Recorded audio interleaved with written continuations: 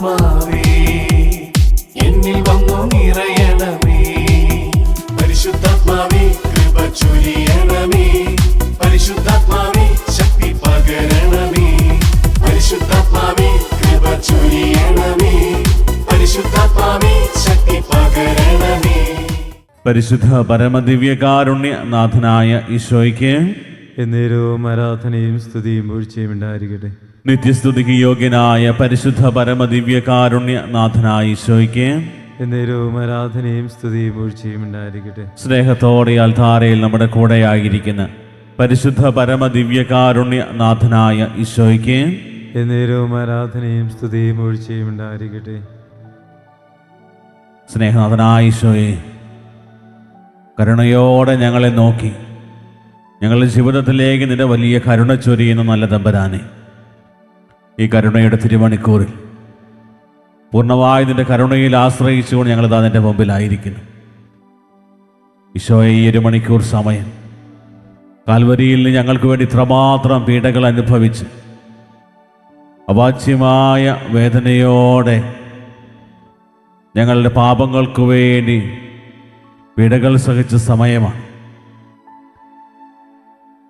ഈശോയെ, നീ അരുളി ചെയ്തിട്ടുണ്ടല്ലോ, ഈ ഒരു മണിക്കൂറിൽ നിന്റെ പീഡാസഹനങ്ങളെക്കുറിച്ചും വേദനകളെക്കുറിച്ചും ധ്യാനിക്കുന്ന ആരെയും ഞാൻ ഉപേക്ഷിക്കത്തില്ല. അവരെല്ലാം കരുണയോടെ ഞാൻ സ്വീകരിക്കും. അവർ വലിയ ഉറപ്പ് വിശ്വാസത്തോടെ ഏറ്റെടുത്തുകൊണ്ട് ഈ മണിക്കൂറിൻ്റെ എല്ലാ അനുഗ്രഹങ്ങളും ആഗ്രഹിച്ച് പ്രാർത്ഥിച്ചുകൊണ്ട് ഒന്ന് ചേർന്ന് ഞങ്ങൾ പ്രാർത്ഥിക്കുന്നു. ഈശോയുടെ തിരുഹൃദയത്തിൽ നിന്ന് ഞങ്ങൾക്ക് കാരുണ്യ സ്രോതസ്സായി ഒഴുകിയിറങ്ങിയ തിരുരക്തമേ, തിരുജലമേ, ഞങ്ങളങ്ങിൽ ശരണപ്പെടുന്നു. ഈശോയുടെ തിരുഹൃദയത്തിൽ നിന്ന് ഞങ്ങൾക്ക് കാരുണ്യ സ്രോതസ്സായി ഒഴുകിയിറങ്ങിയ തിരുരക്തമേ, തിരുജലമേ, ഞങ്ങളങ്ങിൽ ശരണപ്പെടുന്നു. ഈശോയുടെ തിരുഹൃദയത്തിൽ നിന്ന് ഞങ്ങൾക്ക് കാരുണ്യ സ്രോതസ്സായി ഒഴുകിയിറങ്ങിയ തിരുരക്തമേ, തിരുജലമേ, ഞങ്ങളങ്ങിൽ ശരണപ്പെടുന്നു. ഈശോയിൽ സ്നേഹമുള്ളവരെ, ദൈവം മനുഷ്യനെ തൻ്റെ ഛായയിലും സാദൃശ്യത്തിലും സൃഷ്ടിക്കുന്നത് നമ്മൾ ഉൽപ്പത്തി പുസ്തകത്തിലെ കാണുന്നുണ്ട്. തന്നെ പോലെ തന്നെ എല്ലാ കൃപാവരങ്ങളും നൽകി സമൃദ്ധമായി അനുഗ്രഹിച്ച് ഈ ലോകത്തിലെ എല്ലാ വസ്തുക്കളെക്കാളും ഉപരിയായിട്ട് സൃഷ്ടിയുടെ മകുടമായിട്ട് ദൈവം മനുഷ്യനെ സൃഷ്ടിച്ചു. അവൻ്റെ ജീവിതത്തിൻ്റെ പരമമായ ലക്ഷ്യം നിത്യജീവൻ അവകാശമാക്കുക. അതായത് തന്നെ സൃഷ്ടിച്ച് പരിപാലിക്കുന്ന ആ ദൈവത്തിൻ്റെ കൂടെയുള്ള ഒരു ജീവിതം, നിത്യമായി ജീവിക്കുന്ന ദൈവത്തോടൊപ്പമുള്ള ജീവിതം, അതാണ് അവൻ്റെ പരമമായ ലക്ഷ്യം. ആ ഒരു വലിയ ലക്ഷ്യത്തിൽ നിന്നൊക്കെ മനുഷ്യൻ വ്യതിചലിച്ചു പോകുന്നതായിട്ട് കാണാൻ പറ്റും. നമ്മുടെ ചുറ്റിലും നമ്മൾ നോക്കുകയാണെങ്കിൽ ഇന്ന് നിത്യജീവൻ എന്ന് പറയുന്ന ആ ഒരു വലിയ ലക്ഷ്യത്തെയൊക്കെ മാറ്റി വെച്ചിട്ട് എപ്രകാരം എൻ്റെ ജീവിതത്തിൽ ഏറ്റവും കൂടുതൽ സുഖസൗകര്യങ്ങളോടെ ജീവിക്കാം, പ്രകാരം കൂടുതൽ സമ്പത്തുണ്ടാക്കി ധനമോഹത്തിൽ ജീവിക്കാം, ഇതൊക്കെയാണ് ഒത്തിരിയേറെ ആളുകളുടെ ഏറ്റവും പ്രധാനപ്പെട്ട ഒരു കൺസേൺ. പ്രിയപ്പെട്ടവരെ, വചനം നമ്മുടെ മുമ്പിൽ കൃത്യമായിട്ടും പറഞ്ഞു തരുന്ന ഒരു പ്രധാനപ്പെട്ട ഒരു സംഭവം തിമോഥെയോസിന് എഴുതിയ ലേഖനം 6-ാം അധ്യായം അതിൻ്റെ 6-ാമത്തെ തിരുവചനം ഇപ്രകാരം പറഞ്ഞു: ഉള്ളത് കൊണ്ട് തൃപ്തിപ്പെടുന്നവന് ദൈവഭക്തി വലിയൊരു നേട്ടമാണ്. ഉള്ളത് കൊണ്ട് തൃപ്തിപ്പെടുന്നവന് ദൈവഭക്തി വലിയൊരു നേട്ടമാണ്. ഇത് പറയാൻ കാരണം, ഒത്തിരിയേറെ ആളുകൾ ദൈവത്തോട് അടുക്കുന്നത് അതൊരു കാശുണ്ടാക്കാൻ അല്ലെങ്കിൽ ധനമോഹത്തിൻ്റെ ആ ഒരു ലക്ഷ്യം മുന്നിൽ കണ്ടുകൊണ്ടാണ്.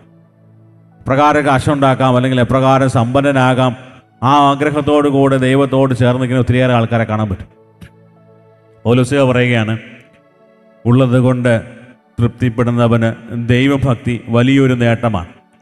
പിന്നീട് പൗലോസ് തുടർന്ന് പറയുന്ന കാര്യം, കാരണം നാം ഈ ലോകത്തിലേക്ക് ഒന്നും കൊണ്ടുവന്നിട്ടില്ല, ഇവിടെ നിന്നൊന്നും കൊണ്ടുപോകാനും നമുക്ക് സാധിക്കുകയില്ല. ഭക്ഷണവും വസ്ത്രവും ഒക്കെ ഉണ്ടെങ്കിൽ അതുകൊണ്ട് നമുക്ക് തൃപ്തിപ്പെടാം. അതായത് നമ്മുടെ ജീവിതത്തിലേക്ക് ആവശ്യമായ കാര്യങ്ങൾ നമുക്ക് ദൈവം തന്നിട്ടുണ്ട്. ഉള്ളത് കൊണ്ട് നമുക്ക് തൃപ്തിപ്പെടാനും ഒത്തിരിയേറെ ആവശ്യങ്ങളും അല്ലെങ്കിൽ കുറേ ആഗ്രഹങ്ങൾ സഫലീകരിക്കാനുള്ള വ്യർത്ഥതയിൽ പലപ്പോഴും ജീവിക്കാൻ പോലും മറന്നു പോകുന്ന നിരവധി ആളുകളെ കാണാൻ പറ്റും. പ്രിയപ്പെട്ടവരെ, നമ്മുടെ ജീവിതത്തിൻ്റെ ഫോക്കസ് നമ്മൾ ഒരിക്കലും നഷ്ടപ്പെടുത്തരുത് എന്നുള്ള കാര്യമാണ് വചനം പറയുക. വീണ്ടും പറഞ്ഞു വെക്കുന്നത്, ധനവാന്മാരാകണമെന്ന് ആഗ്രഹിക്കുന്നവർ പ്രലോഭനത്തിലും കെണിയിലും മനുഷ്യനെ അധപതനത്തിലേക്കും നാശത്തിലേക്കും തള്ളിയിടുന്ന നിരവധി വ്യാമോഹങ്ങളിലും നിബന്ധിക്കുന്നു. എന്തെന്നാൽ ധനമോഹമാണ് എല്ലാ തിന്മകളുടെയും അടിസ്ഥാന കാരണം. ധനമോഹത്തിലൂടെ പലരും വിശ്വാസം നിന്ന് വ്യതിചലിച്ചു പോകാനും ഒട്ടേറെ വ്യഥകളാൽ തങ്ങളെ തന്നെ മുറിപ്പെടുത്താനും ഇടയായിട്ടുണ്ട്. പൗലോസ് ഈ ഒരു കാര്യം ധനമോഹത്തെക്കുറിച്ച് പ്രകാരം പറയാനുള്ള പ്രധാന കാരണം, പലപ്പോഴും ഈ ഒരു തിന്മ ദൈവത്തിൽ ആശ്രയിക്കുന്നതിനേക്കാൾ കൂടുതലായിട്ട് പണത്തിലും സമ്പത്തിലും അതിൻ്റെ സ്വാധീനത്തിലുമൊക്കെ ആശ്രയിക്കാനായിട്ട് നമുക്ക് പ്രലോഭനം തരും. നിരവധി ആളുകളുടെ പ്രശ്നം ദൈവത്തിൽ ആശ്രയിക്കാൻ, ദൈവമില്ലെങ്കിലും കുഴപ്പമില്ല, ഞങ്ങളുടെയൊക്കെ കാര്യങ്ങൾ നടക്കാൻ പണം മതി. ഈ ഒരു മനോഭാവം ഇന്ന് ഏറ്റവും കൂടുതൽ ശക്തമായിക്കൊണ്ടിരിക്കുകയാണ്. അങ്ങനെയുള്ളവർക്ക് വചനം കൃത്യമായിട്ട് പറഞ്ഞു, ധനമോഹം അത് നമ്മളെ പല തിന്മകളിലേക്ക് പോകും. ദൈവത്തിൽ ആശ്രയിച്ച് ദൈവത്തോട് ചേർന്ന് നിൽക്കുമ്പോൾ ദൈവം തരുന്നത് നമ്മൾ സ്വീകരിക്കുക, അല്ലാതെ അതിനേക്കാൾ ഉപരി ദൈവത്തെ മാറ്റി നിർത്തിയിട്ട് ധനമോഹം മാത്രം മതി, അല്ലെങ്കിൽ ധനം മതി, സമ്പത്ത് മതി എന്നുള്ളൊരു വലിയ ചിന്തയോടുകൂടി ജീവിക്കാതിരിക്കാനായിട്ട് വചനം നമ്മളെ പ്രേരിപ്പിക്കുകയാണ്. അതുകൊണ്ട് പൗലോസ് പറയാണ്, അതുകൊണ്ട് ഈ പ്രലോഭനങ്ങളെ തിരിച്ചറിഞ്ഞ് അതിൽ നിന്ന് ഓടിയകലുക. വീണ്ടും പറഞ്ഞു വെക്കുന്നത്, ഒരു വിശ്വാസി, ഒരു യഥാർത്ഥ ക്രിസ്ത്യാനി അപ്രകാരമായിരിക്കണമെന്നുള്ളത്. നീതി, ദൈവഭക്തി, വിശ്വാസം, സ്നേഹം, സ്ഥിരത, സൗമ്യത എന്നിവയെ ഉന്നം വെക്കും. അവരുടെ ജീവിതത്തിൽ ഏറ്റവും കൂടുതൽ പ്രാധാന്യം കൊടുക്കേണ്ട കാര്യം ഇതാണ്: സ്നേഹം, വിശ്വാസം, ദൈവഭക്തി, നീതി, സ്ഥിരത, സൗമ്യത, ഇവയൊക്കെ. ഇപ്രകാരം നമ്മൾ ഈ ഒരു മൂല്യങ്ങൾക്ക്, ദൈവിക മൂല്യങ്ങൾക്ക് പ്രാധാന്യം കൊടുക്കാൻ തുടങ്ങുമ്പോൾ നമ്മുടെ ജീവിതത്തിൽ സംഭവിക്കുന്ന കാര്യം, വിശ്വാസത്തിന് നല്ല പോരാട്ടം നടത്തുകയും നിത്യജീവനെ മുറുകെ പിടിക്കുകയും ചെയ്യുക. ഇതിലേക്കാണല്ലോ നീ വിളിക്കപ്പെട്ടിരിക്കുന്നത്. പ്രിയപ്പെട്ടവരെ, ഒരു വലിയ ബോധ്യം ഈ വചനഭാഗം നമുക്ക് തരിക. അതായത് നമ്മൾ വിശ്വാസത്തോടെ തിന്മയുടെ ശക്തികളെ എതിർത്ത് ജീവിക്കാനുള്ള പ്രധാന കാരണം, നമ്മുടെ ജീവിതത്തിൻ്റെ ഏറ്റവും പരമമായ ലക്ഷ്യം നിത്യജീവൻ അവകാശമാക്കുക. പരിശുദ്ധ കുർബാനയിൽ പങ്കെടുക്കുന്നതും ദൈവത്തെ ആരാധിക്കുന്നതും നമ്മൾ പ്രാർത്ഥിക്കുന്നതും വചനം വായിക്കുന്നതും ഒക്കെ നമ്മളെ സഹായിക്കുന്നത് നിത്യജീവനിലേക്ക് നമ്മളെ അടുപ്പിക്കുന്നു, നിത്യജീവൻ അവകാശമാക്കി ജീവിക്കുവാനായിട്ട്. യഥാർത്ഥ വിശ്വാസം എന്താണ് എന്നുള്ള കാര്യം കൂടി വചനം പറയുന്നു വെക്കുന്നുണ്ട്. എന്താണ് യഥാർത്ഥ വിശ്വാസം എന്നത്? എബ്രായർക്ക് ലേഖനം കൃത്യമായിട്ട് പറയുന്നു, കാണപ്പെടാത്തവ ഉണ്ടെന്നും പ്രത്യാശിക്കുന്നവ ലഭിക്കുമെന്നുള്ള ഉറപ്പ്. പ്രത്യാശിക്കുക എന്ന് പറഞ്ഞു കഴിഞ്ഞാൽ ഈ ലോക ജീവിതത്തിന് അപ്പുറത്ത് ദൈവം നമുക്ക് വേണ്ടി അക്ഷയവും ഒളിമങ്ങാത്തതും മാറ്റമില്ലാത്തതുമായ ഒരു വലിയ സൗഭാഗ്യം നമുക്ക് വേണ്ടി ഒരുക്കി വച്ചിരിക്കുന്നു. ദൈവത്തോടു കൂടെയുള്ള സഹവാസം, അത് സ്വന്തമാക്കാനായിട്ട് നമ്മൾ ഈ ജീവിതത്തിൽ പരിശ്രമിക്കണം എന്നുള്ള കാര്യം. അവിടെ നമ്മുടെ ജീവിതത്തിൻ്റെ ലക്ഷ്യം നമ്മൾ മറന്നുപോയി ദൈവത്തിൽ നിന്ന് അകന്ന് ജീവിക്കുന്നില്ല, മറിച്ച് ദൈവത്തിൽ ആശ്രയിച്ച് ജീവിക്കണം. കരുണയുടെ ഛായാചിത്രത്തിൻ്റെ ഏറ്റവും താഴെ എഴുതി വച്ചിരിക്കുന്ന കാര്യമാണ്, Jesus I trust in you. ഈശോയെ ഞാനാണെങ്കിൽ ശരണപ്പെടുന്നു. കാരണം ഈശോയെ നിന്നിൽ മാത്രമാണ് ഞങ്ങൾക്ക് ശരണപ്പെടാൻ പറ്റുക, നിന്നിൽ മാത്രമാണ് ഞങ്ങൾക്ക് രക്ഷ ലഭിക്കുക. നിന്നിലൂടെ അല്ലാതെ ഞങ്ങൾക്ക് വേറെ ഒരു കാര്യവും ചെയ്യാൻ പറ്റത്തില്ല. അപ്പോൾ ആ ഒരു വലിയ ബോധ്യം നമുക്ക് ലഭിക്കാൻ തുടങ്ങുമ്പോൾ ഈശോയിൽ ആശ്രയിക്കാൻ തുടങ്ങും. കാരണം നിത്യജീവൻ അവകാശമാക്കുവാനായിട്ട് നമ്മുടെ മുമ്പിൽ ദൈവം ഒരുക്കി വച്ചിരിക്കുന്ന ഏറ്റവും വലിയൊരു കുറുക്കു വഴി എന്ന് പറയുന്നത് ദൈവത്തിൻ്റെ കരുണയിൽ ആശ്രയിക്കുക എന്നുള്ളതാണ്. പ്രിയപ്പെട്ടവരെ, അതിന് നമ്മളെ പുറകോട്ട് വലിക്കുന്ന എല്ലാ പൈശാചിക ശക്തികളെയും തിന്മകളെയും പ്രലോഭനങ്ങളെയും മാറ്റി നിർത്തി കർത്താവിൽ പൂർണ്ണമായ ശരണം വെച്ചുകൊണ്ട് ദൈവം നമ്മുടെ ജീവിതത്തിലേക്ക് നൽകിയ എല്ലാ സൗഭാഗ്യങ്ങളെയും ഓർത്ത് നന്ദി പറഞ്ഞുകൊണ്ട് അതിൽ സംതൃപ്തരാകാനായിട്ട് പരിശ്രമിക്കും.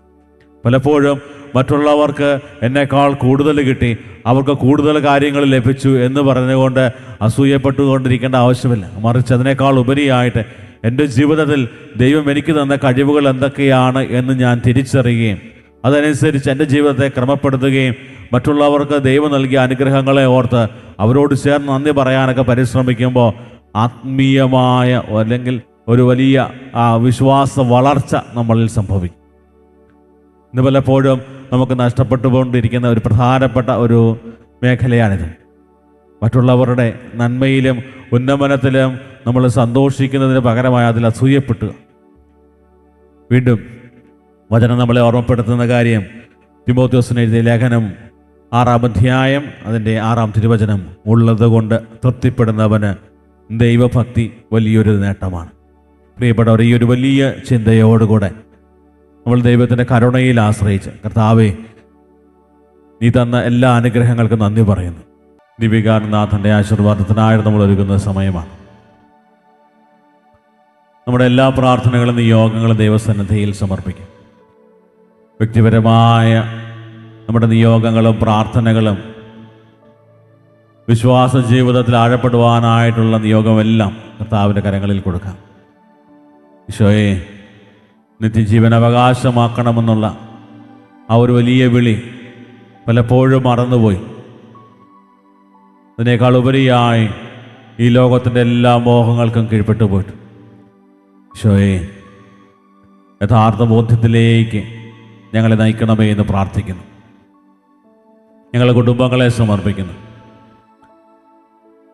ജീവിത പങ്കാളിയെയും മക്കളെയും മാതാപിതാക്കളെയും ഞങ്ങളെ ഓരോ രീതിയിൽ സഹായിച്ചുകൊണ്ടിരിക്കുന്ന നല്ലവരായ കൂട്ടുകാരെയും എല്ലാം കർത്താവേ സമൃദ്ധമായിട്ട് അനുഗ്രഹിക്കണമേ എന്ന് പ്രാർത്ഥിക്കുന്നു.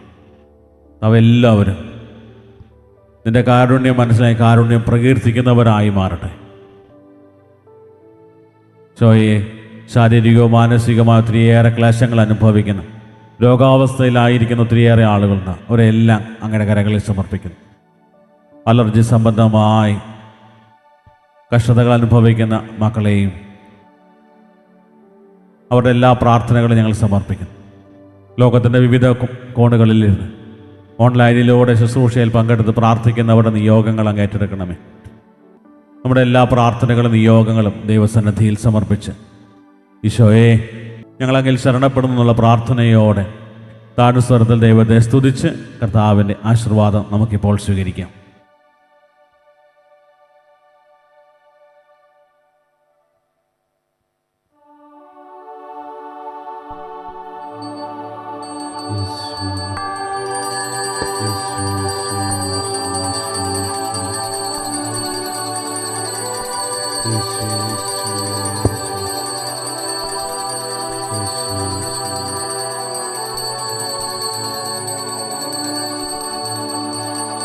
പരിശുദ്ധ പരമമാ ദിവ്യകാരുണ്യമേ, എന്നുമെന്നും അങ്ങേക്കാരാധന.